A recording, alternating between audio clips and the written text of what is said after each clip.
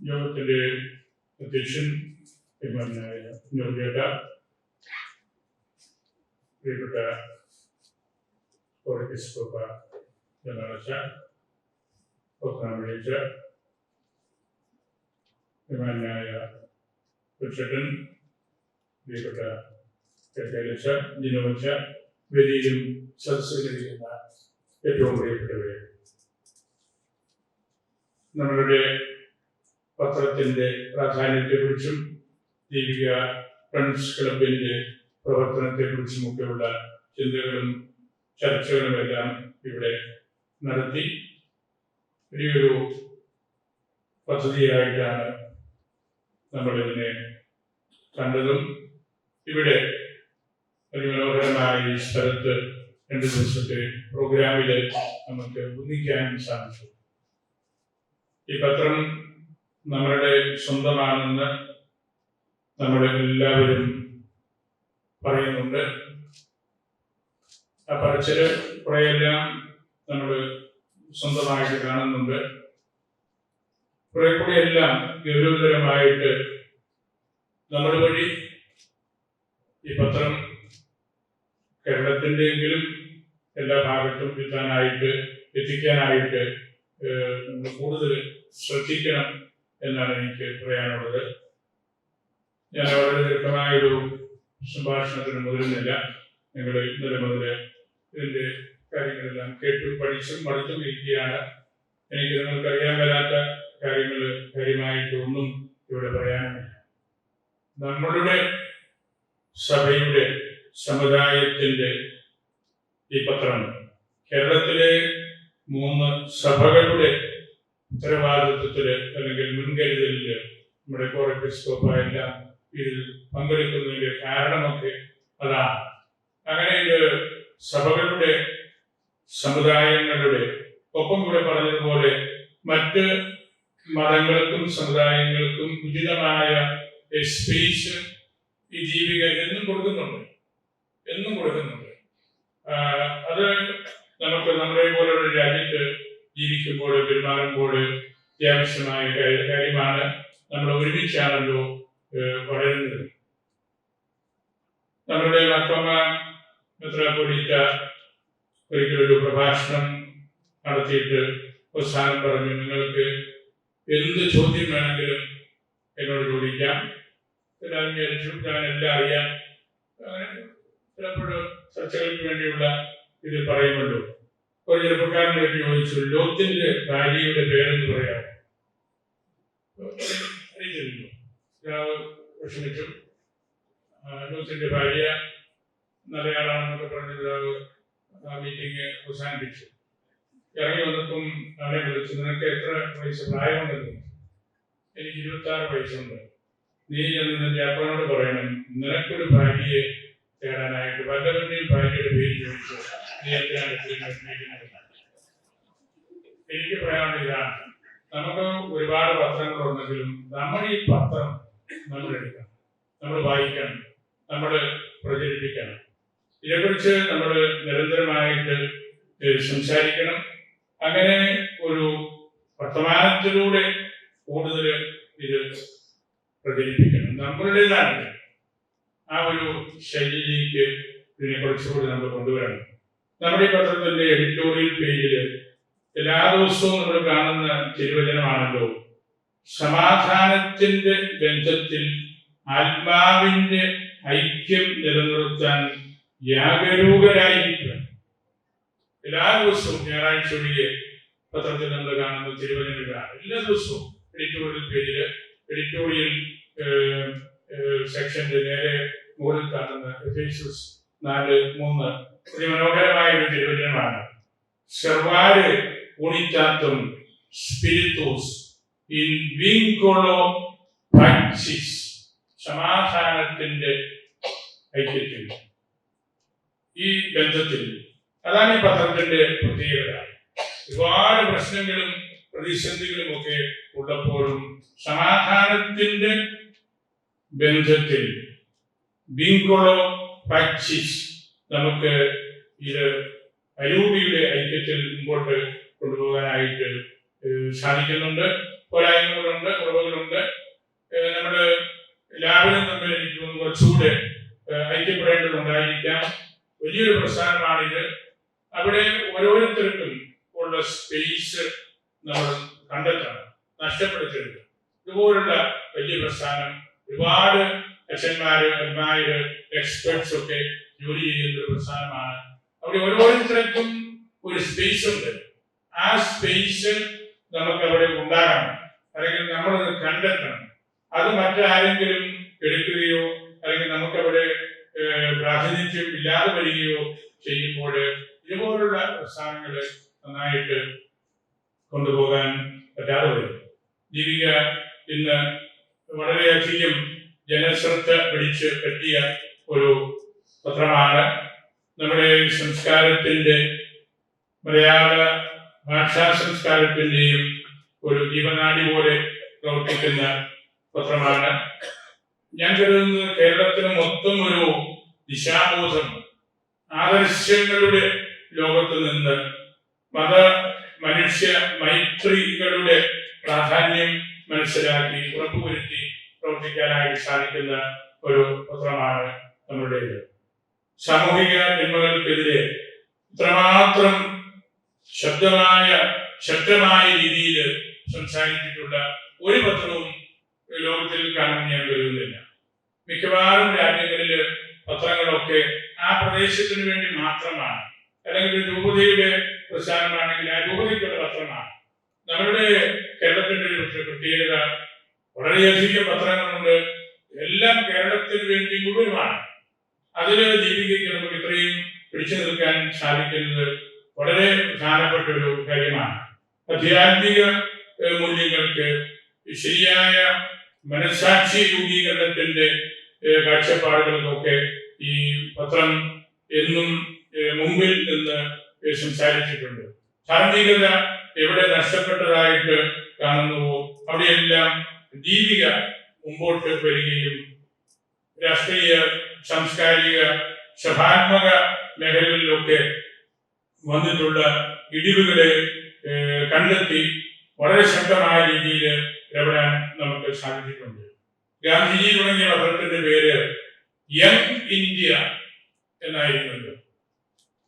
ആ പത്രം വഴി ഗാന്ധിജി ഉദ്ദേശിച്ചത് ഭാരതത്തെ, ഇന്ത്യയെ എന്നും അതിന്റെ ആ ഒരു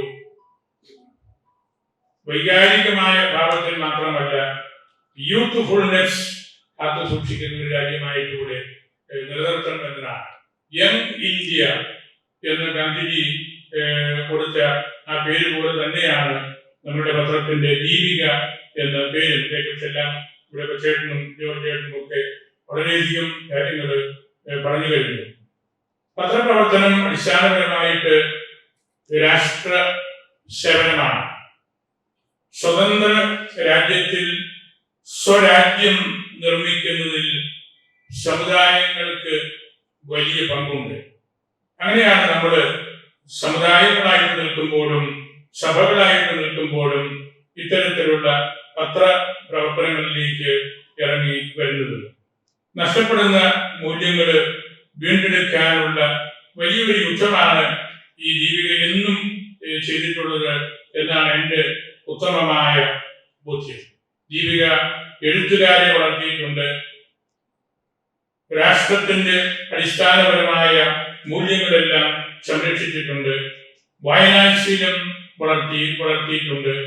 അങ്ങനെ വലിയ, നമുക്ക് വാക്കുകൾ കൊണ്ട് പറഞ്ഞ് തീർക്കാൻ പറ്റാത്ത വിധത്തിലുള്ള സംഭാവനകൾ നടത്തിക്കൊണ്ടിരിക്കുന്ന ഒരു പത്രമാണ്.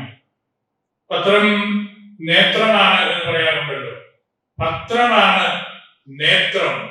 എല്ലാം കണ്ടു, എല്ലാം കാണുന്നു, എല്ലാത്തിനെ കുറിച്ചും ഒരു വിലയിരുത്തൽ കൊടുക്കുന്ന നേത്രമാണ് പത്രം.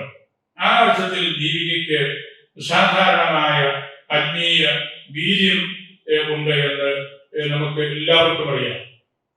ദീപിക നൽകുന്ന എഡിറ്റോറിയല്, മുഖപ്രസംഗം നമ്മുടെ മലയാളക്കരയ്ക്ക് മാത്രമല്ല, ഇന്ന് മലയാളികൾ ലോകം മുഴുവനുമുണ്ട്. ലോകത്തിന് മുഴുവനും ഒരു ദിശാബോധം നൽകുന്ന ഒരു നല്ല കോൺസ്റ്റിറ്റ്യൂഷൻ പോലെയാണ് പലപ്പോഴും എനിക്ക് തോന്നിയിട്ടുള്ളത്. എല്ലാ പത്രങ്ങളും ഭോജ്യങ്ങളല്ല, ചിലത് അഭക്ഷ്യങ്ങളാണ്. ഭക്ഷിക്കാൻ, ഉള്ളിലേക്ക് എടുക്കാൻ, ഇന്റേണലൈസ് ചെയ്യാൻ കൊള്ളാത്ത പത്രങ്ങളും എല്ലാം ഉണ്ട്. അപ്പൊ അതൊന്നും നമ്മൾ ചോദ്യം ചെയ്തിട്ട് കാര്യമില്ല. നമുക്ക് അങ്ങനെയുള്ള ഒരു കാലഘട്ടത്തില് നേരിനു വേണ്ടി, സത്യത്തിനു വേണ്ടി നിൽക്കാനായിട്ട് സാധിക്കണം എന്നതായിരിക്കണം നമ്മുടെ മുഖ്യ ചിന്ത. സ്വദേശാഭിമാനി രാമകൃഷ്ണപിള്ള 21-ാം വയസ്സില് കേരള ദർപ്പണത്തിന്റെ മുഖപ്രസംഗത്തിൽ പറഞ്ഞ കാര്യം ഇതാണ്: ഭാഷാപത്രങ്ങളെ നിരീക്ഷിച്ചാൽ മുക്കാലെ അരയ്ക്കാൻ ഭാഗവും താന്താങ്ങളുടെ കൃത്യാകൃത്യങ്ങളെയും ധർമാധർമ്മങ്ങളെയും ഗ്രഹിച്ചിട്ടില്ല എന്ന് ബോധ്യമാകും. ദീപിക മാത്രമായിരിക്കും അതിനുള്ള ഒരു എക്സെപ്ഷൻ. എവിടെ തെറ്റ്, പ്രയാസം, പ്രതിസന്ധി, അധാർമികത, മൂല്യദോഷണമൊക്കെ കാണുന്നുവോ അവിടെ ഒരു ശബ്ദമായിട്ട്, സ്വരമായിട്ട് നിൽക്കാനായിട്ട് ദീപികയ്ക്ക് സാധിച്ചിട്ടുണ്ട്. എന്നും വർഗീയതയ്ക്ക് എതിരായിട്ട് നമ്മൾ കേൾക്കുന്ന ഒരു സ്വരം ദീപികയാണ്. എല്ലാ അവസരങ്ങളിലും ഏത് പ്രതിസന്ധി തരണം ചെയ്താണെങ്കിൽ പോലും വർഗീയത വലിയ വ്രണമാണെന്നും അത് നമ്മളാരും അതിനെ പ്രോത്സാഹിപ്പിക്കരുത് എന്നുമൊക്കെയുള്ള കാര്യങ്ങളെല്ലാം പറഞ്ഞ് നല്ല ധാർമ്മിക നിലവാരം ഇതിന്റെ വായനക്കാർക്ക് കൊടുക്കാനായിട്ട് ഈ പത്രത്തിന് സാധിച്ചിട്ടുണ്ട്. അങ്ങനെ നമ്മൾ ഏത് വിധത്തിൽ നോക്കിയാലും എന്ത് വില കൊടുത്തും നമ്മൾ സംരക്ഷിക്കേണ്ട ഒരു കാര്യമാണ് നമ്മുടെ പത്രം. അതിനുവേണ്ടി ഞാൻ ആദ്യം ഫേസ്ബുക്കാർക്കുള്ള തിരുവചനം ഉദ്ധരിച്ചല്ലോ: സമാധാനത്തിന്റെ ബന്ധത്തിൽ ആത്മാവിന്റെ ഐക്യം നിലനിർത്താൻ ജാഗരൂകരായിരിക്കും. നമ്മള് ഇത് മതപുസ്ത ദിവസമാണ്. വലിയ റൂഹ സ്വർഗം തുറന്ന് ഇറങ്ങി വന്ന ദിനമാണ്. പിന്നീട് ഒരിക്കലും ആ സ്വർഗം അടയ്ക്കപ്പെട്ടിട്ടില്ല. ദൈവത്തിന്റെ ആത്മാവ് ഇറങ്ങി വന്ന സ്വർഗം നമുക്ക് വേണ്ടി തുറന്നിരിക്കുകയാണ്. ഈ ആത്മാവാണ് നമുക്ക് ജീവൻ നൽകേണ്ടത്. ആത്മാവ് ഇല്ലാതെ വരുമ്പോൾ നമ്മുടെ ബലഹീനരായിട്ട് ചടഞ്ഞിരിക്കും. ഞാനൊരു ഗ്രന്ഥത്തിൽ അടുത്ത നാൾ വായിക്കുകയുണ്ടായി, ഈ പന്തക്കുസ്ത നമുക്ക് നൽകുന്ന സന്ദേശം നമ്മുടെ ടങ് ചൈൽഡായിട്ട് നമ്മിരിക്കരുത്. നമ്മുടെ നാക്ക് മുറിച്ചു കളഞ്ഞ പോലെ, കെട്ടിവെച്ച പോലെ നമ്മിരിക്കരുത്. നമ്മുടെ ചിന്തകളും ആശയങ്ങളും പറയാനും പഠിപ്പിക്കാനും നമുക്ക് സാധിക്കണം. ബലഹീനനായ പത്രോസ് ഒരൊറ്റ പ്രസംഗം കൊണ്ട് 3000 പേരെ ആ ദിവസം സഭയിലേക്ക് കൊണ്ടുവന്നല്ലോ. അതിന് കാരണം എന്താണ്? അദ്ദേഹം വിഷയം മാറ്റി സംസാരിച്ചില്ല. ക്രൂശിതനും ബുദ്ധിതനുമായ ഈശോയെ കുറിച്ച് മാത്രമാണ് പ്രസംഗിച്ചത്. ഒറ്റ പ്രസംഗം കൊണ്ട് 3000 പേര്. ജോൺ പോൾ ഉണ്ടാകുന്ന മാർപ്പാപ്പ ഒരിക്കല് അവസാന കാലഘട്ടത്തിൽ പറഞ്ഞു, നമ്മള് 3000 പ്രസംഗങ്ങൾ നടത്തിയിട്ടും ആരെങ്കിലും ഒരാളെങ്കിലും ശരിക്കും കിട്ടിയിട്ടുണ്ടോ ആവുകയെന്ന്. 3000 പ്രസംഗങ്ങൾ നടത്തിയാലും ഒന്നും ദേശാത്ത പോലെ കേട്ടു പോവുകയാണ്. മാർപ്പാപ്പ അന്ന് തമാശയായിട്ട് പറഞ്ഞു, നമ്മുടെ പത്രോസും പൗലോസും ആദിമസഭയുടെ രാജ്യന്മാരും ഒക്കെ പ്രസംഗിച്ചപ്പോൾ യോഹന്നാൻ നമ്പ്യാരെയും പ്രസംഗം കേട്ട് എന്താണ് ഞങ്ങൾ ചെയ്യേണ്ടത്? ജോർജേട്ടൻ പറഞ്ഞല്ലോ, കേരളം മുഴുവൻ നമ്മൾ ഓടണം, 10 ലക്ഷം കോപ്പി വേണം, എന്താണ് ഞങ്ങൾ ചെയ്യേണ്ടത്? മാർപ്പാപ്പ എന്ന് പറഞ്ഞു, പലപ്പോഴും നമ്മുടെ പ്രസംഗം കഴിയുമ്പോൾ അച്ഛാ പിതാവേ ഭക്ഷണം കഴിയാണ്, കാക്കുടിക്ക, ഇതാണ് പറയുന്നത്. അതാണ് എന്റെ റിസൾട്ട്. അപ്പോൾ നമ്മുടെ ഇത് പറയുമ്പോഴും ഇതിനെക്കുറിച്ച് സംസാരിക്കുമ്പോഴും ഒക്കെ നമ്മളിത് നമ്മുടെ ഉള്ളിൽ നിന്ന് കാണേണ്ട ഒരു വിഷയമായിട്ട് ഇതിനെ എടുക്കണം, ഗൗരവതരമായി എടുക്കണം. ദീപിക കുറച്ചുകൂടി ജീവൻ സ്ഥാപിക്കേണ്ടതുണ്ട്. ഇവര് നമ്മളുടെ ജിനോച്ചനും അതുപോലെ മറ്റു ചേട്ടനും ഒക്കെ ഇത് പ്രസംഗിച്ച് തീനാളം പോലെ ഓടി നടക്കുകയാണ്. തീയും പിളർക്കപ്പെട്ട നാവുകളുമായിട്ടാണ് ഇവര് പോകുന്നത്. ഇവരുടെയൊക്കെ പ്രസംഗം കേട്ടാൽ നമുക്കുള്ള പറമ്പ് വീട്ടുകൂടെ പത്രം വാങ്ങിക്കണമെന്ന് തോന്നുന്നു. ഞാൻ വായിച്ചോണ്ടില്ല, ഈ കേരളം മുഴുവൻ ഓടി നടന്ന് ഇതാണ് ജോലി ചെയ്യുന്നത്. ഈ കൈകാര്യത്തിൽ ഒരു സ്വഭാവം പോലെയാണ്. അദ്ദേഹം പറയുന്നത് ഞാൻ ഏറ്റിരിക്കുന്നു ഈ മീറ്റിംഗിന്റെ കാര്യം എന്ന് പറഞ്ഞ പോലെയുള്ള അത്തരത്തിലുള്ള വലിയ ശക്തി കൊണ്ടു നടക്കുന്നവരാണ്. അതുകൊണ്ട് ഈ പന്തക്കുസ്തായിൽ നമ്മൾ ഇവിടെ കൂടി പ്രവർത്തിക്കുമ്പോൾ ഈ ഊർജം, ഈ പ്രത്യേകിച്ച് ഈ ദിനം ദൈവത്തിന്റെ കാറ്റ് എന്നാണ് അതിനെ കുറിച്ച് സാധാരണ എബ്രായ ഭാഷയോട് നോക്കി പറഞ്ഞാൽ പറയാൻ സാധിക്കുന്നത്. റൂഹ എന്ന് പറഞ്ഞാൽ കാറ്റ്, ജീവൻ. നമ്മുടെ ഒരാൾ മരിക്കുമ്പം കാറ്റുപോയി എന്ന് പറയാറുണ്ടല്ലോ. പൂർണ്ണമായ അർത്ഥത്തിൽ ശരിയാണ്. കാറ്റുപോയി എന്നത് ഇതാണ്. ഈ റൂഹ, ദൈവത്തിന്റെ ശക്തി, ദൈവത്തിന്റെ ആത്മാവ് നമ്മിൽ നിന്ന് നഷ്ടപ്പെടുന്നതാണ്. അത് സംഭവിക്കുമ്പോൾ നമ്മൾ വെറും ഡെഡ് ബോഡിയാണ്. നമ്മള് പ്രധാന ഭാഷയിൽ പറഞ്ഞാൽ വെറും ശവമാണ്, കെട്ട മനുഷ്യരാണ്. ചിലപ്പോൾ ഏട്ടന്മാരൊക്കെ പറയാനുണ്ടല്ലോ, എന്ത് കെട്ട അച്ഛനാണിത്, വെളിച്ചത്തിലാത്തതുകൊണ്ടാണ്, എന്ത് കെട്ട മെത്രാനാണിത്. ഇങ്ങനെ പറയാനുള്ള കാരണം നമ്മളിൽ വെളിച്ചമില്ലാത്തതുകൊണ്ടാണ്. കെട്ടുപോയി, ദീപമില്ല. അങ്ങനെയുള്ള രീതിയിൽ നമ്മൾ ഇരുന്നാല് ഈ ദീപിക വളരുകയില്ല. നമുക്കിതിനെ ജനമധ്യത്തിൽ ഒന്നുകൂടെ ഇറക്കി ഇതേപോലെയുള്ള ഇത്രയും അച്ഛന്മാര്, ഇതിന്റെ ഈ RMSകാരും അങ്ങനെയുള്ള നമ്മുടെ ജനാധിപത്യനും പുത്തനാമഴീച്ചനും മറ്റു അച്ഛന്മാരും ഒക്കെ റീജിയണൽ മാനേജ്മെന്റ്മാര് പലരും ഈ മീറ്റിംഗില് ഇവിടെ പങ്കെടുക്കുന്നുണ്ട്. അവരെല്ലാം ഇതിനു വേണ്ടി അധ്വാനിക്കുന്നതിന്റെ ആ ഫലം ശരിക്ക് കൺസോളിഡേറ്റ് ചെയ്ത് നമുക്ക് കൊണ്ടുവരാനായിട്ട് ചിലപ്പോഴൊക്കെ സാധിക്കാതെ പോകുന്നുണ്ട്. ഇവരുടെ അധ്വാനത്തിന്റെ ആ ഫലം നമ്മൾ നോക്കിയാൽ അത് പൂർണ്ണമായിട്ട് നമ്മൾ സ്വീകരിക്കാത്തത് കൊണ്ടാണ്, നമ്മൾ ഈ പറയുന്ന കാര്യം ഉൾക്കൊള്ളാത്തത് കൊണ്ടാണ്. അതിനുള്ള നല്ലൊരു മാർഗമായിട്ടാണ് നമ്മൾ ഈ ദീപിക ഫ്രണ്ട്സ് ക്ലബ്ബ് ആരംഭിച്ചത് 10 വർഷങ്ങൾക്ക് മുമ്പ്. അത് കേരളം മുഴുവനും നിറഞ്ഞു നിൽക്കുന്ന വലിയൊരു പ്രസ്ഥാനമായിട്ട് മാറി, അല്ലെങ്കിൽ നിങ്ങൾക്ക് മാറ്റാനായിട്ട് സാധിച്ചു. മാധ്യമങ്ങള് ജനാധിപത്യത്തിന്റെ 4ാം തൂണാണ്. സമൂഹത്തിന്റെ സമഗ്ര മുന്നേറ്റത്തിന് മാധ്യമങ്ങൾ വഹിക്കുന്ന പങ്ക് നിസ്തുലമാണ്. അതേസമയം വിവേകത്തോടെയും ഉത്തരവാദിത്വ ബോധത്തോടു കൂടിയും മാധ്യമങ്ങളെ കൈകാര്യം ചെയ്തില്ലെങ്കിൽ അവ വിനാശത്തിലേക്ക് നയിക്കും. സമൂഹത്തിന്റെ സമഗ്ര വളർച്ചയ്ക്ക് മാധ്യമങ്ങളെ ഉപയോഗപ്പെടുത്തുക, ശരിയായ മാധ്യമ സംസ്കാരം രൂപപ്പെടുത്തുക, സോഷ്യൽ മീഡിയയിലെ ഉപയോഗത്തിന് ശരിയായ പരിശീലനം നൽകുക തുടങ്ങിയ ലക്ഷ്യങ്ങളോടെ മലയാളത്തിലെ ആദ്യത്തെ ദിനപത്രമായ ദീപിക ആവിഷ്കരിച്ചിരിക്കുന്ന ഒരു നൂതന പദ്ധതിയാണല്ലോ ദീപിക ഫ്രണ്ട്സ് ക്ലബ്ബ്, DFC. എല്ലാ സമുദായങ്ങൾക്കും സംഘടനകൾക്കും ഒക്കെ അവരുടേതായ ക്ലബ്ബുകളുണ്ട്. സംഘടനാ പ്രവർത്തനങ്ങൾ വഴി മാത്രമേ അതിന്റെ അപ്പുറത്തുള്ള ആ സമൂഹത്തെ പിടിച്ചു നിൽക്കാൻ പറ്റുകയുള്ളൂ. KCCയുടെ കാര്യം കൂടി പറഞ്ഞല്ലോ, കഴിഞ്ഞ ദിവസം കൂടിയ മീറ്റിംഗ് അവരെല്ലാവരും കൂടി ഇരിപ്പുണ്ട്. ഗ്ലോബൽ പ്രസിഡന്റും സെക്രട്ടറിയും എല്ലാം ഇപ്പോഴും കൂടെ ഉണ്ട്. അത് നമ്മുടെ സഭയെ പിടിച്ചു നിർത്താൻ ഈ സമുദായം സ്ട്രഗിൾ ചെയ്ത് നടത്തുന്ന പരിശ്രമമാണത്. അങ്ങനെയായിരിക്കണം ഈ പത്രവും ഏത് കാര്യവും സംഘടനാ പ്രവർത്തനങ്ങൾ വഴി, രാഷ്ട്രീയമാകട്ടെ സഭയുടെ കാര്യമാകട്ടെ, നമ്മുടെ എല്ലാ ഇടവകളിലും 10, 12, 15, 20ഓളം സംഘടനകളുണ്ട്. ആ സംഘടനകളാണ് ആ ഇടവകയെ സജീവമാക്കുന്നത്.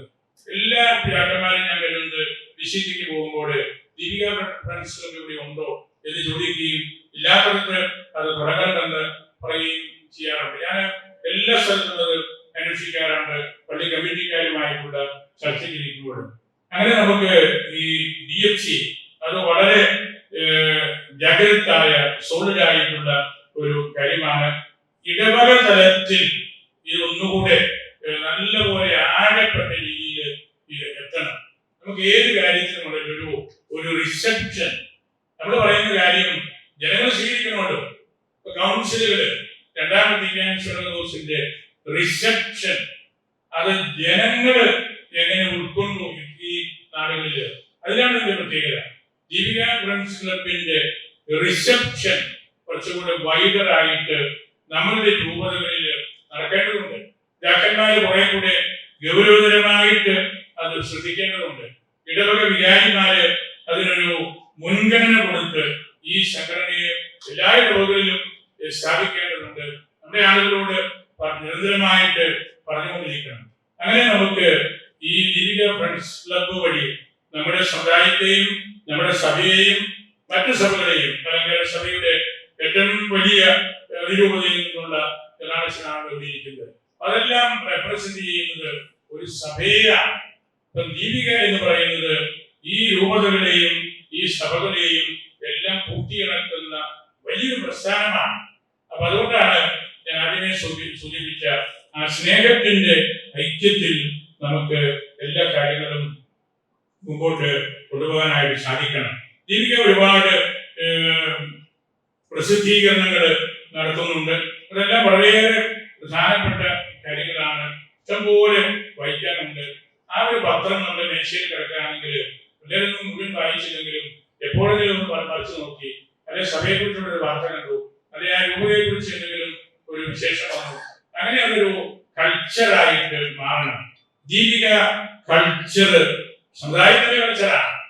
ആ രീതിയിലേക്ക് ഈ പത്രത്തെ കുറെ കൂടെ ജനകീയമാക്കി നമ്മൾ എടുക്കണം. അത് നമ്മൾ ഓരോരുത്തരും അത് നമ്മുടെ വീടുകളിലും നമുക്ക് പരിചയമുള്ളതെല്ലാം പറഞ്ഞ് ഇതിന് നല്ലൊരു വൈഡറായിട്ടുള്ള പബ്ലിസിറ്റി കൊടുക്കേണ്ടതുണ്ട്.